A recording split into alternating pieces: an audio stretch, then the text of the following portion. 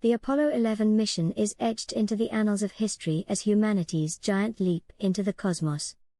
It gave us household names: Neil Armstrong, the first man to walk on the moon, and Buzz Aldrin, his lunar companion. Yet, orbiting above them, away from the limelight, was a man whose journey was equally extraordinary. Michael Collins, the third astronaut aboard Apollo 11, was tasked with a unique responsibility, remaining in the command module, Columbia, to ensure the mission's success. Alone in the vast emptiness of space, Collins' experience was both haunting and profound. What did he feel in that solitude? What revelations did he carry to his final days? This is his untold story. Before launch, Michael Collins and his crewmates bore the collective hopes and dreams of humanity. It wasn't just about beating the Soviets in the space race, it was about proving that humanity could transcend earthly boundaries. The pressure was immense. For Collins, his role required perfection. As the command module pilot, he was the lifeline for Armstrong and Aldrin. Should anything go wrong, it would fall to him to ensure their survival and the success of the mission.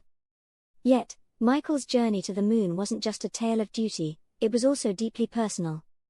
Born on October 31, 1930, in Rome, Italy, Collins grew up in a family steeped in military tradition. His father, a decorated U.S. Army general, instilled in him values of discipline and service. However, young Michael harbored dreams of flight, inspired by the likes of Charles Lindbergh. His ambition eventually led him to the U.S. Air Force, where he excelled as a test pilot. But it was space, the infinite unknown, that truly called to him. When NASA began selecting astronauts, Collins didn't make the cut on his first attempt in 1962. It was a humbling moment, but his resilience paid off when he was accepted in the third astronaut group in 1963. His first mission, Gemini 10, was a stepping stone toward the moon. It was during this mission that Collins conducted 2 spacewalks, gaining invaluable experience in zero gravity. The Apollo program, however, was a different beast. It was an audacious endeavor to send humans to the moon and bring them back safely. Collins' initial assignment was Apollo 8, but a spinal issue grounded him temporarily. Once recovered, he was placed on the Apollo 11 crew. This delay turned out to be fate aligning with destiny. The Apollo 11 training regimen was grueling. The crew spent countless hours in simulators, rehearsing every conceivable scenario. They practiced docking maneuvers, navigational challenges, and emergency procedures. Collins took a hands-on approach, mastering every system in the command module. He knew it was his responsibility to bring Armstrong and Aldrin back safely. While the physical challenges were immense, the mental preparation was equally taxing. Collins had to prepare for prolonged isolation, knowing he would be the only person in orbit while his crewmates walked on the lunar surface. NASA psychologists monitored the crew to ensure they could handle the stress, but nothing could fully simulate the reality of being completely alone in the cosmos. On July 16, 1969, the Saturn V rocket roared to life, propelling Apollo 11 into space. The launch was a triumph of human ingenuity, a symphony of engineering precision. For Collins, the experience was overwhelming. As Earth grew smaller in the distance, he felt a profound sense of detachment. "The Earth shrinks down to a mere dot," he later said, "and you wonder if everything you know is truly there." As the command module pilot, Collins had a singular responsibility, to orbit the moon and ensure the safe return of his crewmates. While Armstrong and Aldrin descended to the lunar surface, Collins was alone in Columbia, circling the moon every 2 hours. During each orbit, there were 47 minutes when the spacecraft was on the far side of the moon, completely out of contact with Earth. No radio signals. No voices. Just silence. This isolation was profound. Collins later described it as both peaceful and unnerving. He admired the stark beauty of the lunar surface and the distant glow of Earth, but the solitude also forced him to confront the vastness of space.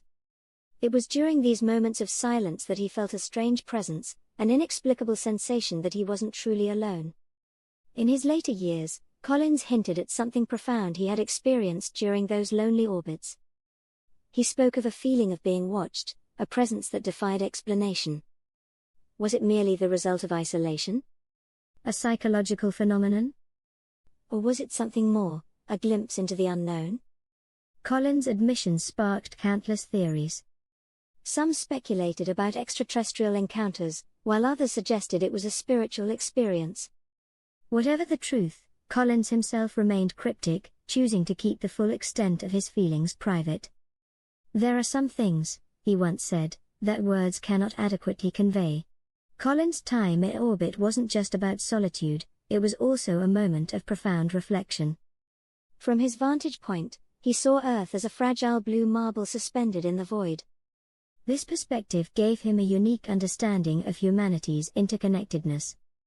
"We're all in this tiny spacecraft together," he mused, "and there's no escape." This insight would shape his life after NASA. Collins became a vocal advocate for environmental conservation and international cooperation. He believed that space exploration was not just about discovery but also about understanding our place in the universe. Collins passed away on April 28, 2021, at the age of 90. His death marked the end of an era, but his legacy endures. As the loneliest man in history, he exemplified the courage and resilience that define space exploration. His story is a testament to the human spirit's ability to confront the unknown, to embrace solitude, and to find meaning in the vastness of space. Collins' story invites us to ponder deeper questions about existence. What does it mean to be alone in the universe? How does isolation shape our understanding of self and others? Collins' reflections challenge us to see beyond our individual lives, to consider the broader tapestry of humanity and the cosmos. Michael Collins may not have walked on the moon, but his journey was no less significant. He reminds us that exploration is not just about physical achievement but also about inner discovery.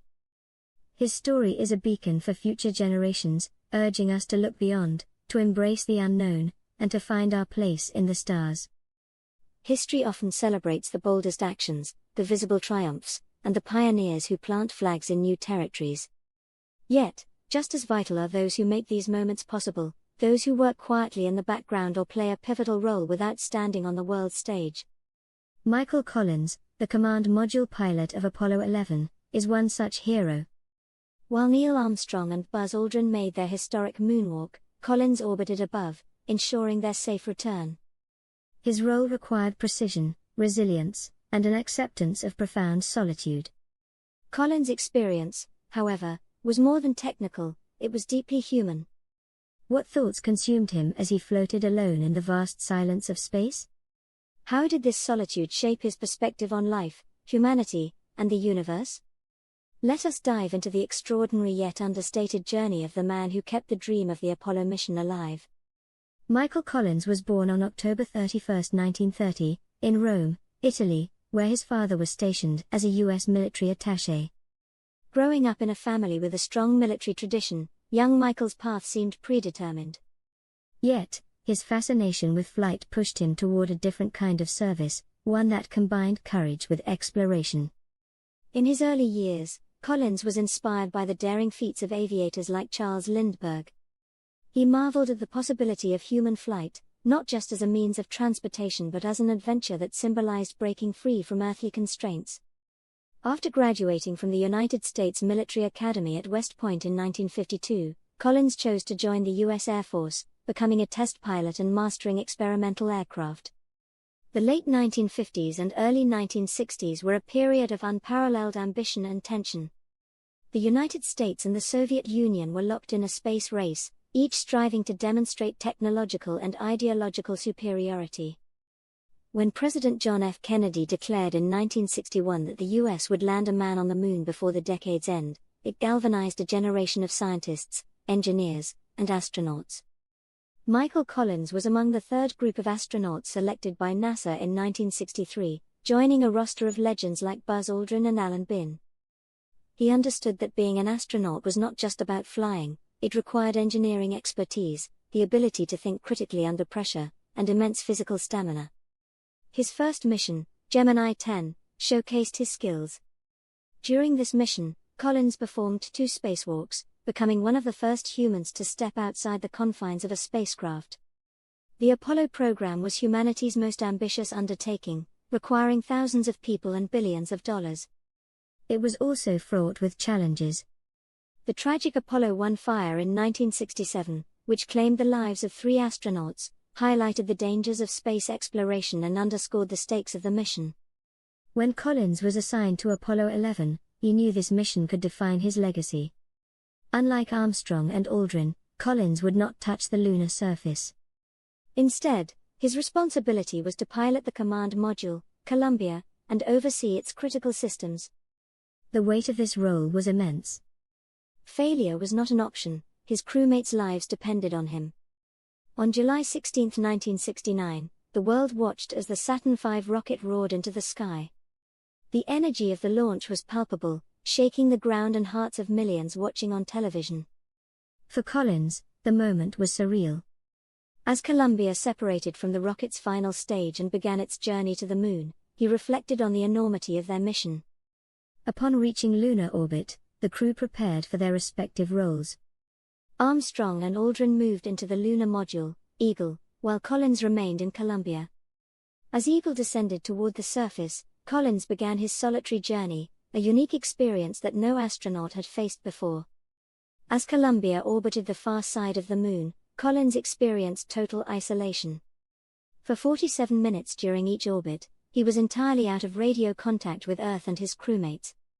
In these moments, Collins was utterly alone, farther from any other human being than anyone had ever been. The silence was profound.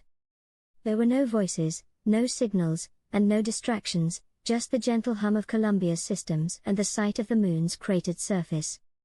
While some might find such isolation unbearable, Collins described it as peaceful, even meditative. "I am alone now," he wrote in his journal, "truly alone, and absolutely isolated from any known life. I am it." From his unique vantage point, Collins saw both the moon and Earth as no one else could. The moon, stark and barren, represented the alien and the unknown. Earth, on the other hand, was a vibrant blue marble, teeming with life. Collins was struck by the fragility of our planet, its thin atmosphere barely shielding it from the void of space. This perspective gave Collins a profound appreciation for humanity's shared existence. "From up here," he later said, "the divisions of nations and borders seem petty and meaningless. We are all passengers on the same ship." During his orbits, Collins had ample time to ponder questions that have haunted philosophers for centuries. What is humanity's place in the cosmos? Are we alone, or is there other intelligent life out there? For Collins, these questions weren't abstract, they were immediate and visceral. Floating alone in the infinite darkness, he felt a deep connection to the universe, as well as a humbling sense of insignificance. After Armstrong and Aldrin completed their historic moonwalk and returned to Eagle, Collins successfully docked the lunar module with Columbia.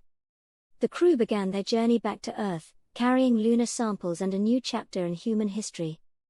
On July 24, 1969, Apollo 11 splashed down in the Pacific Ocean, marking the end of their epic journey.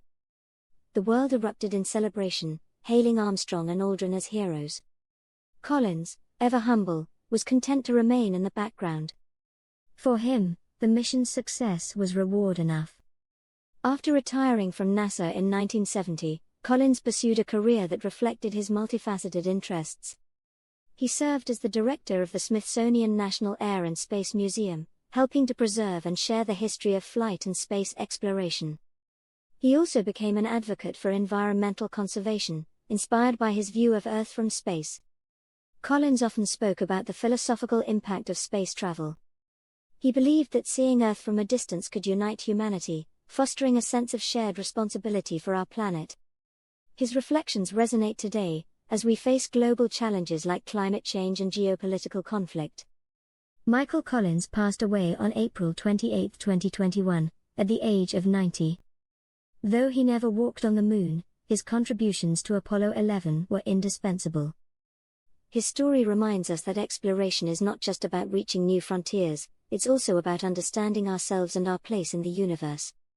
Collins' story is part of a larger narrative, the timeless human desire to explore, to push boundaries, and to seek answers to the unknown.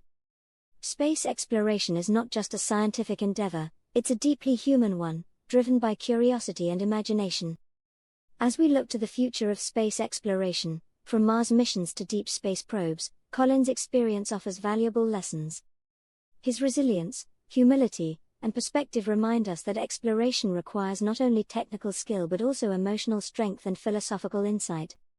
Michael Collins may not have set foot on the moon, but his journey was no less extraordinary. His story is a testament to the quiet courage and unwavering dedication that make great achievements possible. As we continue to explore the cosmos, let us carry forward his spirit, a